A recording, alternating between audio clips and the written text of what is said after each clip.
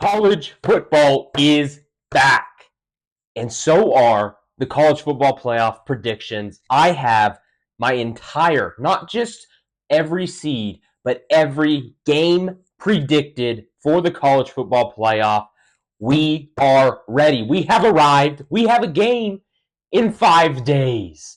Are you excited? I'm excited. Let's go. I'm not lollygagging around. On this piece of paper, hopefully none of you can pause that and see my little scribbles here. On that piece of paper, this piece of paper, I have my well thought out, maybe a little wild cards, college football playoff predictions. And we are getting into it now. If you are new here, thank you so much for watching. Subscribe down below. Big red button says subscribe. Click that, like this video, share this video, and stick around for other videos. We are jumping right in. My number one seed, let me preface this. I went in, did my 12 teams, and realized we have such a dumb system that I have to pick a group of 5 or a group of 16 to put into this thing. So I had to, just throw them in there as a sacrificial lamb and down there at the 12th seed. So you'll see who I picked for that. I had 12 teams picked out earlier without a group of 5 or group of 16, and I had to redo some of this. However, one team got kicked out for the group of 5 team. Unfortunate for them, unfortunate for us, because I think we would have had a better playoff had this group of 5 team not made it in. Without further ado, we will not start there. We will start at the number 1 seed in my college football playoff bracket predictions. That is the Georgia Bulldogs. Okay. Look, I can already hear it. I can already hear the boos, the jeers. Ian, no. Have you seen Gunnar Stockton play football, Ian? I have. I have eyeballs. I've seen him play. Okay, enough of that. The defense is going to be exceptional. The wide receivers improved. The offensive line improved. The running backs, I think they're better this year. I love what Georgia's got going on. I love the Bulldogs this year. They're your SEC champions. They are your number 1 seed in the playoffs. Right behind them at the number 2 seed, we have the Big Ten champions of the world this year. And you're thinking, oh, yes, Ian, Penn State, the Nittany Lions, they've got it done. James Franklin, this is his year. No, it's not.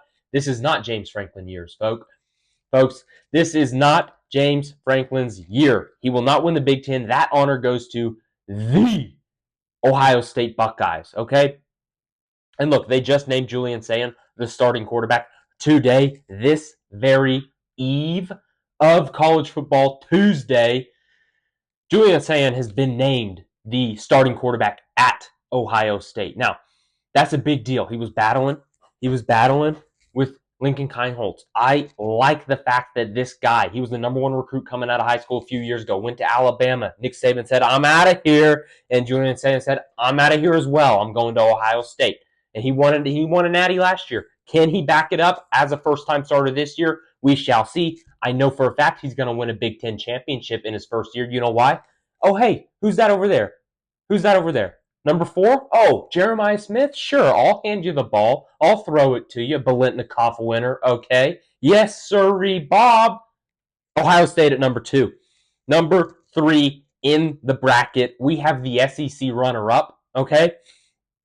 And some of you are thinking, I think I know who this is going to be. And you are correct. It will be the Texas Longhorns. It will be Arch Manning and Steve Sarkisian. It will be the orange team down there in Austin, okay? Look, the schedule sets up relatively easy for the Texas Longhorns. However, I think they fall short again in the SEC championship game against Georgia again. But I still like what they got on paper. How can you not like what they got on paper, okay? And I think they get all the way up to this 3 seed here. I like them at that 3 spot. Right behind them, we have the Big Ten runner-ups. And you're thinking, Ian, you just did this tirade against James Franklin. There's no way you could possibly have them as the Big Ten runner-up, right? Incorrect. We do have the Penn State Nittany Lions as the number 4 seed in the country. So before people come at me for not believing in Penn State this year, Well, I have them right here at the number 4 seed, okay? And I know, I'm not believing the Drew Aller hype. Drew Aller, however you say his name. People are coming after me. Say his name correctly. No. Until he makes me say his name correctly by proving me wrong on the field, I will not. I will say it however I want to, okay? Drew Aller, whatever. Play some really good football, and then you can be respected by myself, okay? Now, I still think I'm respecting you because I'm putting you at the 4 seed, okay? Penn State fans, stop coming at me. Are you happy with the 4 seed? Probably not. Probably not with the hype you guys have this year. Right behind them, we are going to the ACC champions, okay? And I think this really can only be one team this year, and that is the Clemson Tigers. Pause up, everybody. Pause up. Look, tons of returning production. I think that returning production gets better this year because a lot of those guys are younger guys. So I think they take a step up this mountain with the Clemson Tigers, with Cade Klubnik as an experienced quarterback going into year 3, and Dabo Swinney. I think he's still got it. He still got it. Okay, they've upgraded defensive coordinator. This is the third year with Garrett Riley as the offensive coordinator. I think they start to get things going. They win the ACC this year. The number 6 seed in the country goes to an independent. An independent, you're thinking, oh, Army, Navy? No. It's the only independent that can even get in this thing. It's the Notre Dame Fighting Irish, okay? Notre Dame Fighting Irish. Look, they haven't named a starting quarterback, folks. They have not named a starting quarterback. I was about to say they just named CJ Carr as the starter. Looking at my phone here, that has not come through my sphere. Okay, my inside sources have not told me that. Neither have the inside sources of other people. They don't know who's going to be the starter. Is it Kenny Minchie? Is that the guy we're throwing out there? I'm starting to think that is the case. I'm starting to think that is the case. And of course, while I'm filming this, I may get a notification here on the iPhone that says boom, boom, boom, CJ Carr, starting quarterback. Who knows over there in Notre Dame? What I do know, literally every other player on that entire roster is exceptional. You got the best running back in the country by a long, long, long mile. Okay. Jeremiah Love is unbelievable. Marcus Freeman, unbelievable. Okay. Unbelievable. That is how I would characterize literally all of their team except for quarterback right now. And I think it's good enough to get them to the 6th seed in the college football playoff. At number 7, we have a team and a coach. A coach could possibly be on the hot seat if they didn't make it into this college football playoff. That's crazy to say, right? You don't make it to the college football playoff and you're going to be on the hot seat? What? What are we doing? How is that possible? How does that work, Ian? Well, it works if you're Kalen DeBoer and you are the head coach of the Alabama Crimson Tide and your standard is winning national championships. And what did you do last year? You didn't win a national championship, okay? And you didn't even come close. You didn't even come close. They have Ty Simpson as the quarterback there. Is he that good? How good is he? I do not know. Nobody does, okay? And once I get all of these teams all the way down to 12 up here, we will talk about something with every single one of these teams for the majority of them that they all have in common, okay? But Alabama, I think they bounce back. They're as talented as anybody in the entire country. That defensive line, I think, will wreak havoc on everybody they face. I love the Alabama Crimson Tide this year. At number 8, your one and only Big 12 team in this playoff bracket. It is the champion. It is the Iowa State Cyclones. Yes, you heard that correctly. Iowa State will be your Big 12 championship. They play this weekend. They are the inaugural 2025 college football game of the season. They play Kansas State. Kansas State is favored in that game. Bet Iowa State. That's all I have to tell you. Bet Iowa State. Okay? Rocco Beck? Yeah. Dark horse Heisman right there. I love Iowa State. Give them to me as the Big 12 champs this year. At number 9, we have my 4th SEC team. And I know this you're thinking SEC propaganda, Ian. No. I just think there's that many good teams in the SEC because they're all kind of on the same field this year, in my opinion. It's the LSU Tigers, the Bayou Bengals. They're back, and they are in the college football playoff bracket, folks.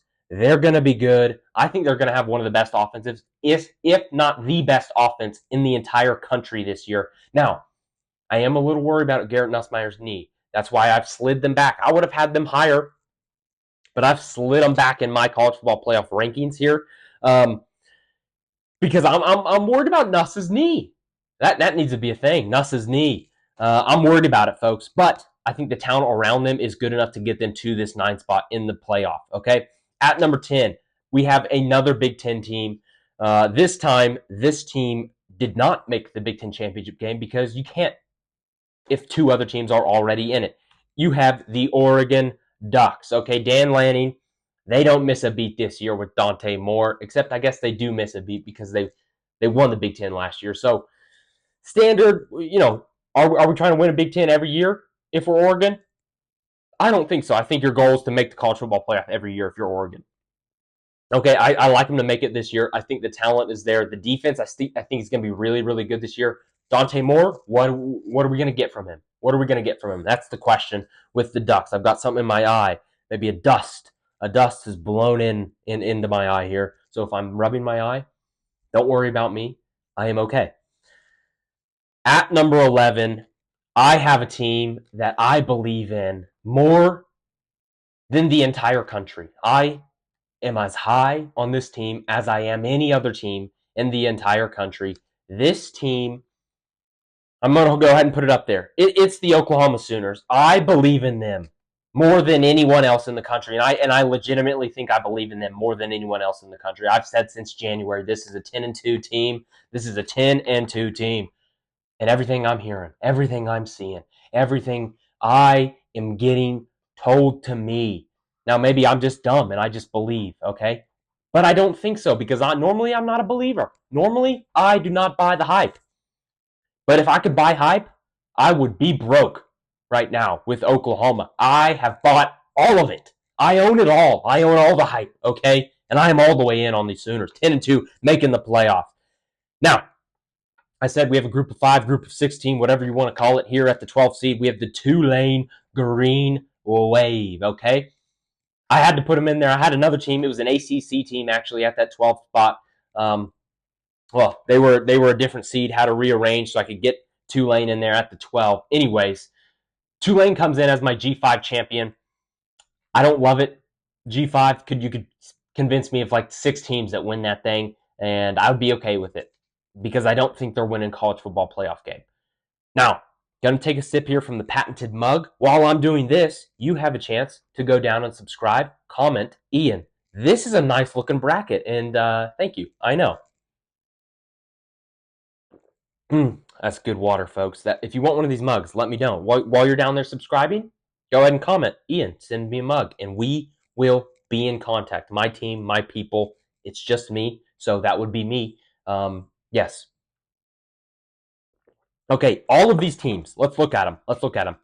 Georgia, new quarterback. Ohio State, new quarterback. Texas, new quarterback. That's 3 right there. Clemson, not new quarterback. Notre Dame, new quarterback. Alabama, new quarterback. Oregon, new quarterback.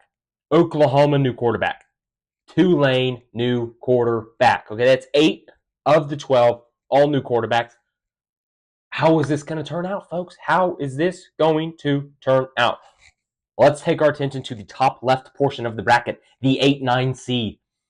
LSU has to travel up to Iowa State. They have to go through the cornfields. There are no cornfields in Baton Rouge. I've seen it. It is swamp. It is swamp. There are no cornfields, okay? They have to walk through the fields to get to Iowa State. It's a very tough place to play, but LSU plays tough places every week in the SEC. That is why I have the LSU Tigers, Bayou Bengals, Death Valley Tigers moving on, and they will face the number 1 seed Georgia Bulldogs. Let's take our attention to the top right of the bracket, Alabama versus the Oregon Ducks. Look, if you're Kalen DeBoer, you can't just get to the playoffs this year. You have got to do more. You have got to do more. You can't just make it there and Alabama be like, hey, yeah, pretty solid year, guys. What do you think? Pretty solid year, right? No. They have got to win a game, and I think they do just that. Give me the Alabama Crimson Tide to beat the Oregon Ducks in round 1 of the college football playoffs. Notre Dame, Fighting Irish versus the Oklahoma Sooners. Oklahoma has to go up to South Bend. Is it going to be snowing like it was when Notre Dame hosted the Indiana Hoosiers? I do not know. But what I do know is all that hype I've bought pays off. The Oklahoma Sooners make it to round 2 of the playoffs, and they will face their arch nemesis, the Texas Longhorns. Bottom left, it's Clemson over Tulane. Don't even need to talk about it. Although I do think Tulane could be good with Jake Retzlaff, BYU, who's transferred down there. So I do kind of like Tulane as that 12 spot. We have now made it to the quarterfinals. LSU versus Georgia, Alabama, Ohio State, Texas, Oklahoma, Penn State, Clemson. Who moves on to the Final Four? LSU, Georgia is the first game up. Look, I just said that I think LSU is going to have maybe the best, if not a top 5 offense in the entire country this year. I think it pays off. They get to this game against Georgia. However, Georgia proves why they are the SEC champion, and they take down the LSU Tigers. Okay? Alabama, Ohio State. This could be the national championship game, if I'm quite honest with you. It would not shock me if this ends up being the national championship. Would not shock me at all. However, it is not in my bracket. It is a quarterfinal game. Julian Sayin, biggest game of his life. What does he do? I think he lays an egg. I think that Alabama defensive line eats this Ohio State offensive line alive. And Kalen DeBoer and the Crimson Tide have now won 2 playoff games. We move to Texas versus Oklahoma. Now, I do not know which bowl game is which for this. However, just a PSA to future college football lawmakers, people in charge, people way higher than I am, way higher than you are. If we ever have the opportunity to have Texas versus Oklahoma in a Cotton Bowl playoff scenario, can we do it at the actual Cotton Bowl? If it's not Texas Oklahoma, okay, all right, I can see do it at Jerry World. If it is Texas versus Oklahoma, we cannot play that game anywhere else. Put it in the Cotton Bowl. How awesome would this be? Texas versus Oklahoma in the playoffs? Texas is the 3 seed. Oklahoma just went to South Bend. Are they going to be able to bounce back and beat the Longhorns? No way, right? Arch Manning, Heisman Trophy winner, right? They can't beat them. I think Texas beats them in the regular season, and I think Oklahoma gets their revenge in the playoff. Give me the Sooners to make the Final Four. Penn State versus Clemson. These are the 2 most experienced quarterbacks coming back this year in all of college football. All of college football meaning all of the contenders. Penn State, Drew Aller, whatever you want to call him, Cade Klubnik. The better quarterback is going to win this game. The defenses are going to be stout, but I think the better quarterback, in my mind, is Cade Klubnik, and I think the Clemson Tigers beat the Nittany Lions, and it is yet again a disappointing season for Penn State. Now, the stage is set. We have the Final Four. Georgia versus Clemson. Alabama versus Oklahoma. Who makes the national title game? Who does it? Put it in the comments. Who's going to win right here, right now? Predict what I'm going to predict about the future. Okay, so you're predicting what my prediction is going to be, even though it's already on this piece of paper. Georgia versus Clemson. First game up. Again, the 2 defenses in this scenario are going to be unbelievable, especially that defensive line from the Clemson Tigers. I think it is going to be the best defensive line in all of college football. Them, Oklahoma, Alabama, I think could be the top 3 defensive lines in college football this year. Georgia right behind them. I think they get to Gunnar Stockton a lot, and I think Cade Klubnik makes enough plays to Bryant Wesco and company out at the wide receiver position. Give me the Clemson Tigers to make the national championship game. I just kicked you. That is my bad. If you swayed, blame me. That brings us to Alabama, Oklahoma, a rematch of a game that is played this season. Who wins this game? Look, you already know how high I am on the Sooners. You already know. Ian, your hype has run out. You can't eat all. You bought it all. It will come to a close here. Kalen DeBoer gets to a national championship game. We have a classic Clemson versus Alabama season this year. Incorrect, ladies and gentlemen.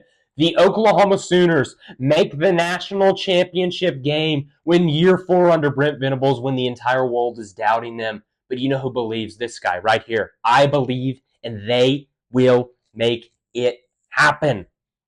Now, they will make it happen for literally no reason, because it ends in heartbreak, in just disastrous fashion. Brent Venables leaves to go build a program in Oklahoma, but he gets beat by where he just was, and Dabo Swinney cements himself as one of the best college football head coaches of all time with a national championship in 2025. Thank you so much for watching. Subscribe down below. Comment where I went wrong, what I did wrong, and I will respond to you. Thank you so much for watching. I love you guys. Bye. Whoa, he has trouble with the snap, and the ball is free. It's picked up by Michigan State's Jalen Watts Jackson, and he scores on the last play of the game. 45, 40, 45, 50, 45.